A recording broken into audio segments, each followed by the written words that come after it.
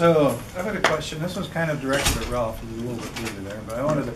So I was reacquainting myself with OpenSCAD here recently, and I just wanted to ask you sort of a methodology / philosophical question.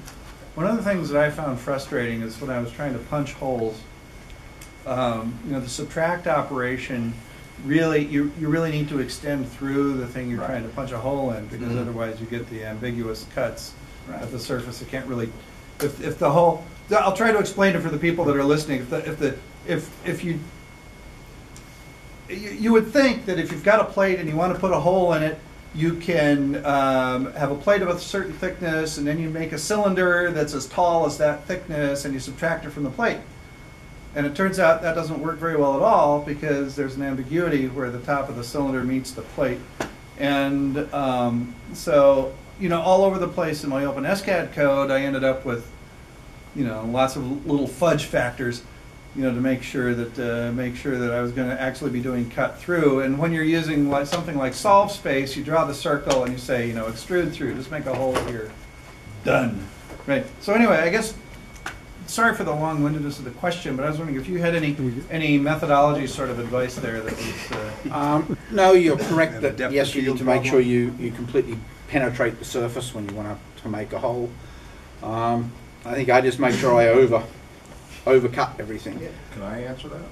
Sure. There's 2D operations in OpenSCAD that are much, much, much faster than 3D. So I've had it where it'll crash and do all kinds of bad stuff when I'm using circles and cubes, but if I use squares and circles as opposed to cylinders and cubes, and I do everything as 2D, and then if I have to, I extrude to 3.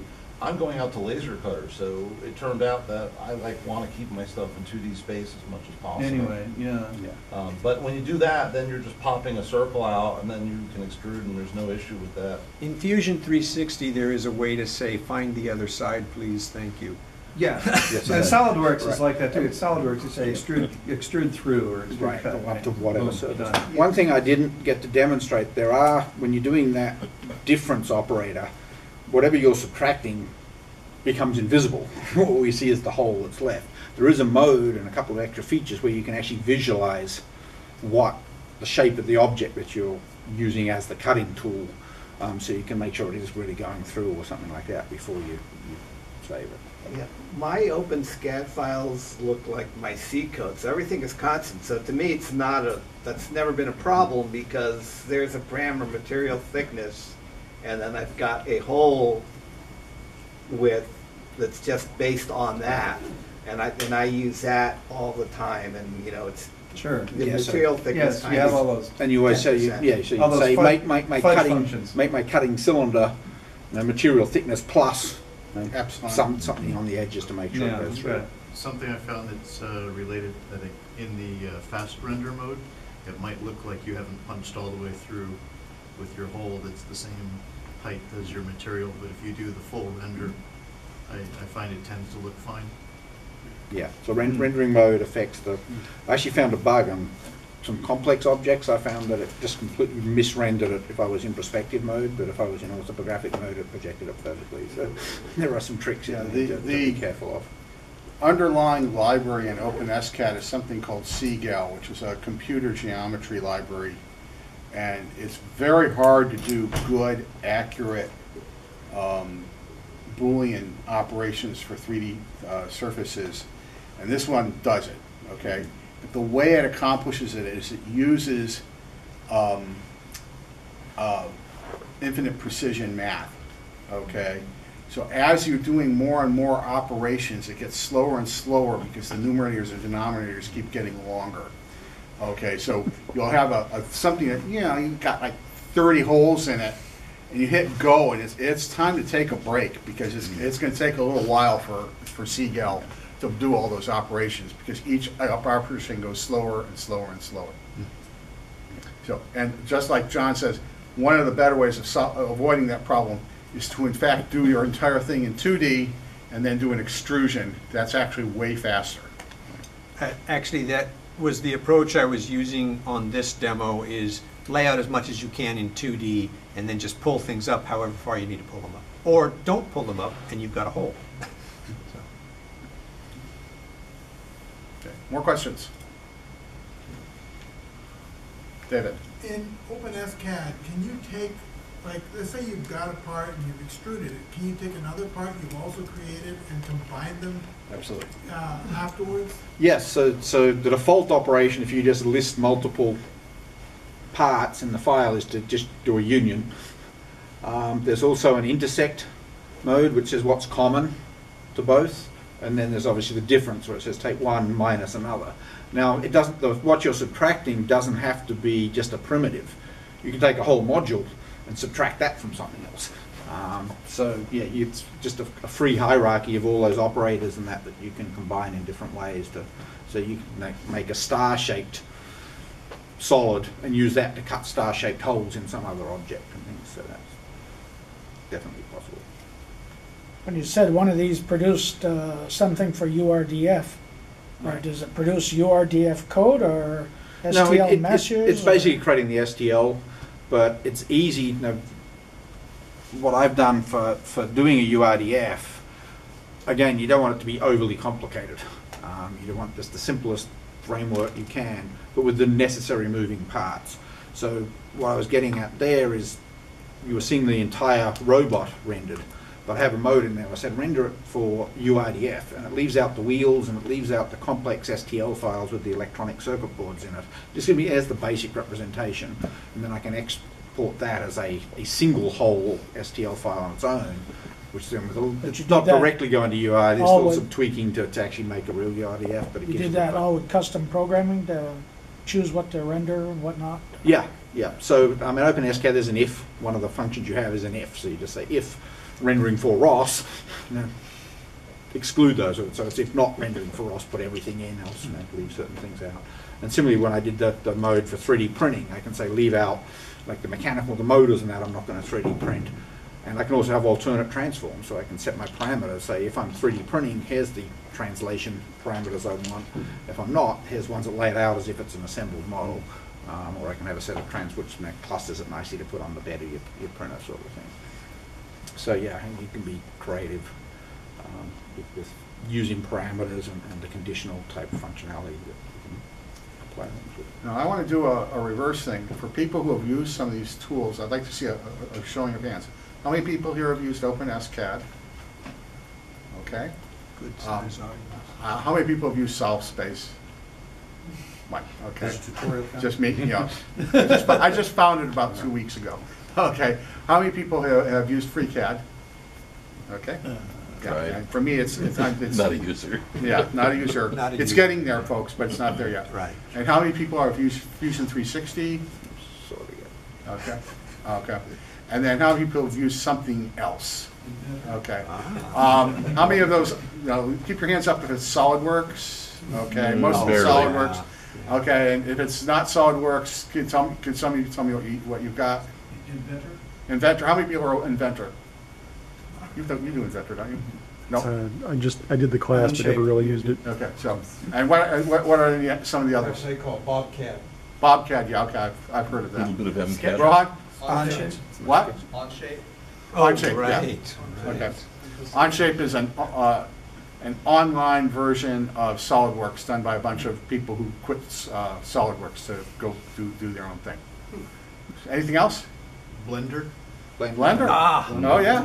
That's a beast of a program. If you talk about a learning curve, there's a learning curve. You got to get the book. I gave up. Yeah, I quickly decided it wasn't going to be very good for engineering stuff. Yeah. But that's I use Blender to convert STLs to URDF. Oh. So I can get the and you Okay. can re-import it, and you can recolorize it, because with STS you lose your colors. Bring it into Blender, the geometry is accurate. The thing with Blender, it's not super accurate geometry, but you bring in you can recolorize it, and then you can actually export it to the Collada mesh format that the URDF prefers to Wow. import and stuff. So you Okay. bring in Can I throw in a one comment? solid. Okay, comment. Sometimes and I'll then break Tony it and apart. Tony's stuff next. like that. Wings 3D. What? Wings 3D. Wings like 3D, okay. Wings 3D. That's Pretty nice, especially good to export stuff with textures if Mhm. you want to do like color trees. yeah. Okay, David. So the comment I wanted to make about Onshape is, as you point out, Onshape was done by some guys that left SolidWorks, so it's a full professional CAD tool like that. If you're going to use it professionally, you have to pay like a monthly thing, but I think you can use it for free as long as you're willing to push all of your designs out to their open library where anybody can see it. So if you're working on an open source project, you can use this for free. Yeah, I think isn't Fusion 360, it's only free for non-commercial. Yeah. So, I mean, Well, it fails actually, the Stallman Yeah, test. yeah, it's up to 100,000. If you're a start-up and you make less than 100,000 revenue, you can use it for free. Okay. So, Question. Yeah. So, who's used SketchUp for anything interesting? I got frustrated trying to use it, and I was wondering, are other people more successful using it? There's another thing called TinkerCAD, by the way, which I'd place at an even lower threshold, but TinkerCAD is worth mentioning. It's an online tool. Yeah. So, I use SketchUp because I use SketchUp to do some realistic physics. It had a very interesting realistic physics plugin that I was able to use to do thermodynamic modeling. Yeah, mostly SketchUp's also good if you already know exactly what it's going to be like. Trying to modify something that you've made in SketchUp is really frustrating. No, I see a question that's. Also, SketchUp is web-based, so you don't have to install anything on your computer. You just go to the browser and install your own design. Siemens, NX. Yeah, so. pro engineer. Chris. I just have a question, I guess, for the panel and for the group. Does anybody know of any other physics packages that will import or marry itself with any of these other CAD packages to take those objects in and do physics simulations?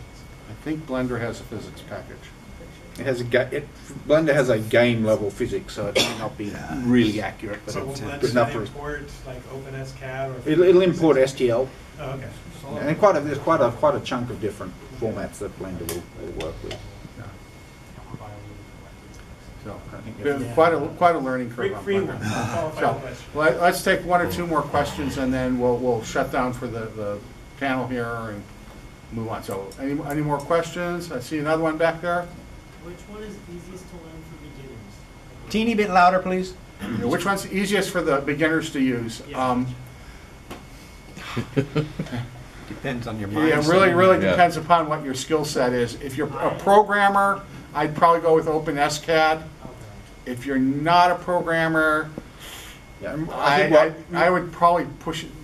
Look, it's either Tinkercad or SolveSpace. Okay. I would highly recommend Tinkercad as well. It's available. It's free. It's pretty darn intuitive. Our RTFM. You don't need a manual. It's very intuitive.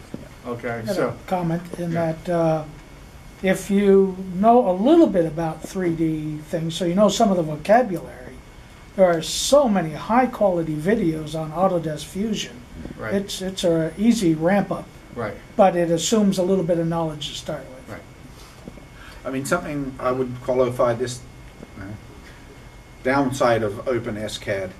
One thing that Mark showed at the end of his design was putting fillets on the corners and making nice round edges. If you're actually going to go to a CNC shop and get something made, that's mandatory. You cannot have a right angle corner or an edge on an actual part that you really want to get manufactured.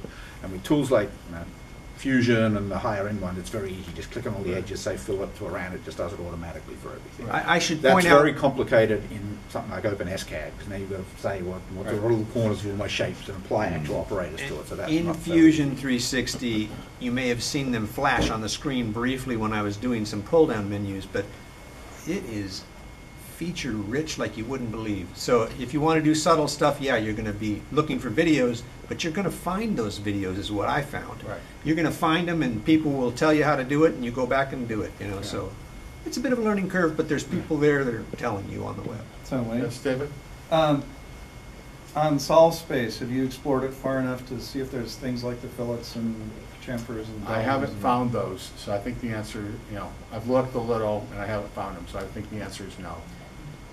Those are life-saving. I mean, they're required. Yeah, but if you're just going to do 3D printing, I don't think it's much of an issue. I would debate there that I use them all the time. I think they're extremely valuable. I think it strengthens, Bill. I think it strengthens it, but I don't think it's a showstopper, no. That part I showed you, we had to fill it in it, it wasn't that hard to add it. But if you had to do add in lots of fillets, you'd get tired of it pretty quickly. Yeah. So I'm a heavy user of the versioning in Autodesk Fusion. Do any of the other packages offer that? I mean, open SCAD in, it's a text file and you can stick it in Git. You can stick it in. Do it yourself. Yeah. Do it yourself. I should say that the way you do those versions and the way you save your files and incrementally save them as versions, as well as your undo key, I've found very well done. I think they've done a very good job on getting backwards, from where you were before. We're going to take one more question from Rohan. Just another thing is Onshape also has really good version support. Okay, so Onshape has it too. Okay, so with this, we're going to sort of shut down the panel here, and now we go into random access mode until 10, and then we can kick everybody out. Okay, so thank you very much. Demos of